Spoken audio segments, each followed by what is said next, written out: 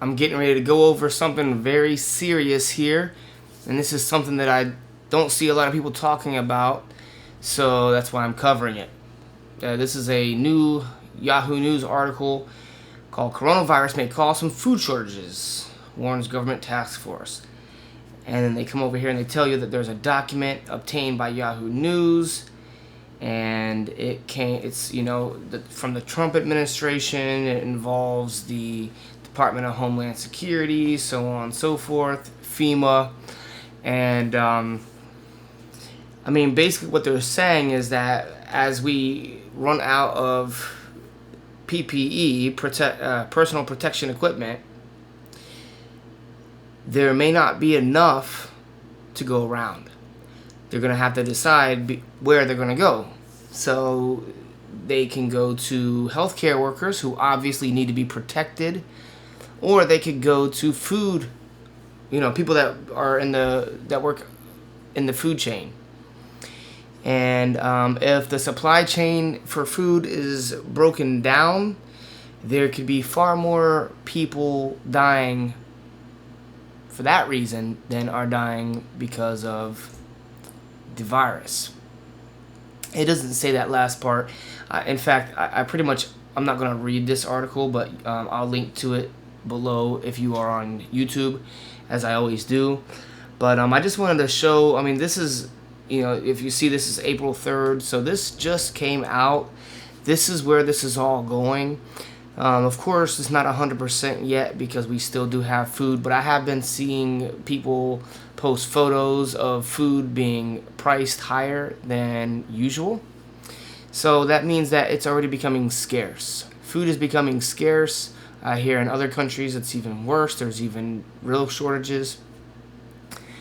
But, the point is we need to weigh out the pros and cons. We can't just shut everything down to save lives and that be the end of the story.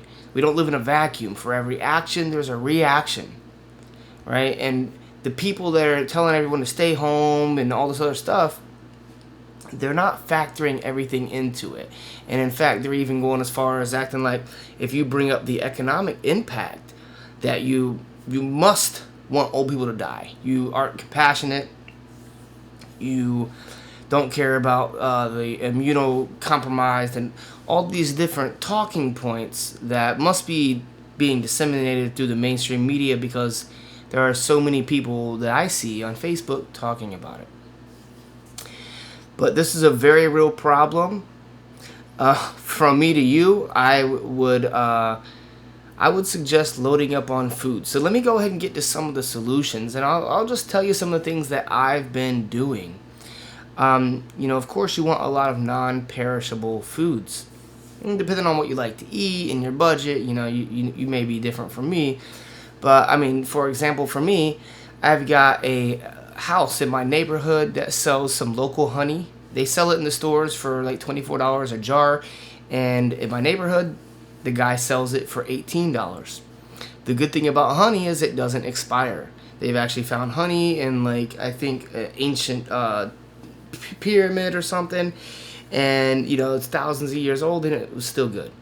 So it doesn't expire, so you don't have to worry about that.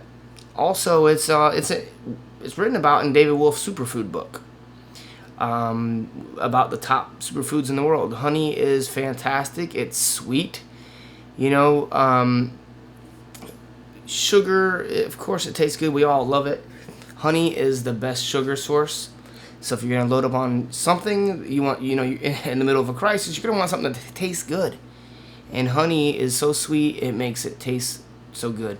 So we also make a lot of apple cider vinegar drinks with it. So it's just honey and apple cider vinegar. I've got videos on my channel I did years ago.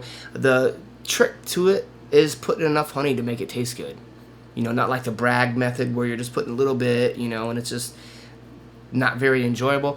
If you figure out what the combination, the amount of apple cider vinegar versus honey that works for you, you can actually make a really delicious drink. We've actually been throwing in our aloe from the garden and just putting a little bit in there, blending it up, and boom, that's another superfood in David Wolf's book, by the way. And these are the kind of things that you want, but you want calories. You want, coconut oil is really healthy. It's another superfood in this book. In fact, I didn't even mean to mention all these superfoods, but if you think about it, if you look at the book, you see a lot of these are packaged. A lot of them have a long shelf life. So I guess that's just a simple way to put it. I would stock up on superfoods. And in fact, I have a post on the superfoods he lists in his book. I will link to that in the description below. That way I don't have to keep going over them. So you get the idea. Something else you may want to stock up in is just something as simple as rice. It's really cheap. I think you should get the best rice that you can. There's a couple different resources for rice. I get mine through dragonherbs.com. I get a lot of rice from them because they've got 2 different kinds. If you want to make an order with them, shoot me an email, info@theawarenessrevolution.com, or leave a comment below. I can do orders for you. I'm a reseller. But you can get regular rice, but I don't know. I don't think the mass-produced rice is that great. But hey, in a pinch, whatever. There's a long shelf life. It's good famine food, so I would say go for it. A lot of places still offer the, if you can still find it. I know a lot of these survival-type websites and businesses are out of it, but you can get these meals that are good for 15 years, which wouldn't be a bad idea. If you can get some, it wouldn't be a bad idea. I don't think you should load up unless you have plenty of money and plenty of storage space, but that's me. Just because I would load up on superfoods and things that are healthy instead of things that are designed to last 15 years in a case of a crisis. That's just my take. I think another good thing to stock up on would be seeds. Like pumpkin seeds. You can soak them and then mix them with a little bit of salt and then dehydrate them if you have a dehydrator. And, make kind of sprouted is what they call them, even though there's no sprout, but sprouted pumpkin seeds is really healthy. Also, just nuts. If they're a great fat source. If you can get like walnuts, even Dragon Herbs has walnuts without the skin. The skin is supposed to be slightly toxic, so they have skinless walnuts. But that's a really good source of omega-3.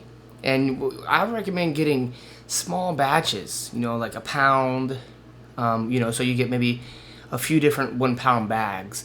That way you don't open one 3-pound bag and the whole time it's opened it's being oxidized, basically, just or stuff in the bulk bins and stuff like that. You kind of want to keep everything sealed away from oxygen as much as possible to preserve it.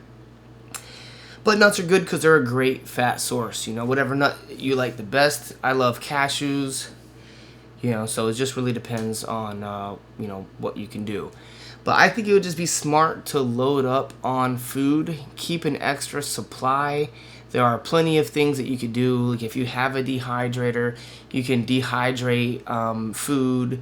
You can using that method, you can really preserve a lot of stuff. Another similar thing is beef jerky. You can, I recommend getting grass-fed beef if you do eat meat. Get it grass-fed. Freeze some. Keep some frozen for a rainy day. But also, if you like jerky like I do, you can still get it on Amazon. I've gotten some pretty good beef jerky on there, 100% grass-fed. And, these kind of things have a long shelf life. You might want to also consider stocking up on your essential supplements. If you want me to do a video on supplements just for the this kind of situation, let me know in the comments below. But I also had a podcast episode where I did cover a lot of not only supplements that you could take, but preventative measures and even some ways that I would go about treating coronavirus if I were to become infected. That's on my podcast channel though, so it's the Awareness Revolution podcast that's on YouTube. Or you can go, if you listen to podcasts on iTunes, you can go to theawarenessrevolution.com/iTunes. That'll take you to my podcast, and you can check out my coronavirus episode.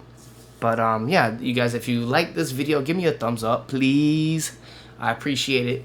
My videos don't get much traction, so it's almost like I'm doing these, for almost no reason at all.